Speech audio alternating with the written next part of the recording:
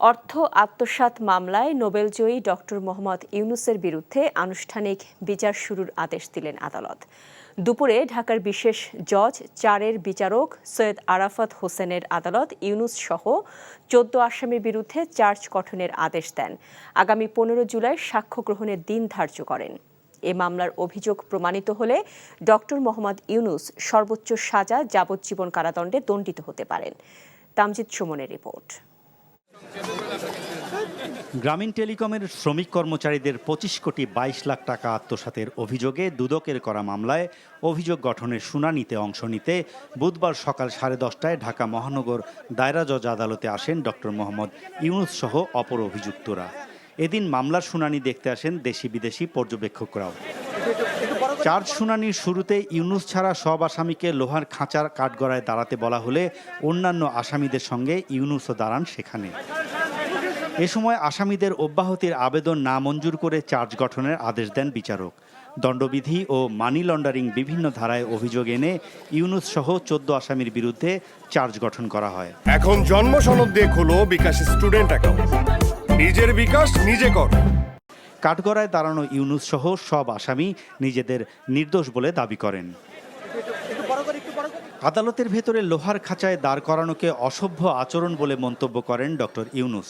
সাংবাদিকদের জানান তাকে হয়রানি করতেই এই মামলার অভিযোগ গঠন করা হয়েছে।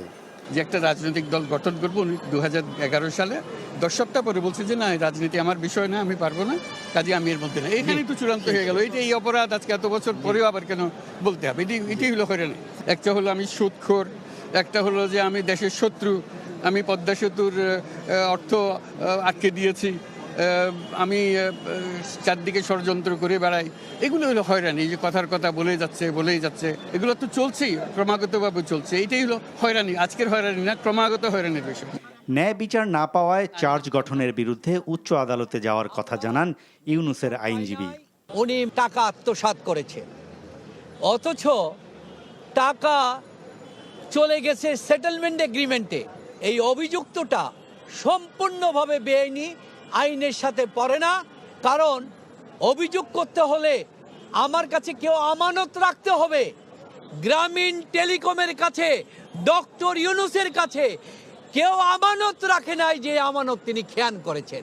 এদিকে দুদকের আইনজীবী জানান প্রাথমিকভাবে অভিযোগ পাওয়ায় আসামিদের বিরুদ্ধে চার্জ গঠন করেছে আদালত।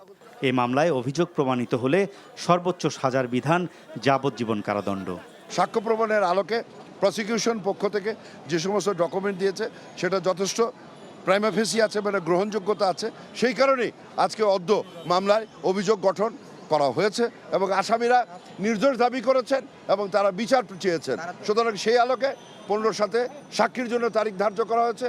আলোচিত এই মামলায় দুদকের পক্ষে 31 জনকে সাক্ষী করা হয়েছে। আর আগামী 15 জুলাই আনুষ্ঠানিকভাবে এই মামলার সাক্ষ্য গ্রহণ শুরু হবে। Tamjid Suman, NTV news, Dhaka. এখন জন্ম সনদ দিয়ে খোলো বিকাশ স্টুডেন্ট অ্যাকাউন্ট, নিজের বিকাশ নিজে কর।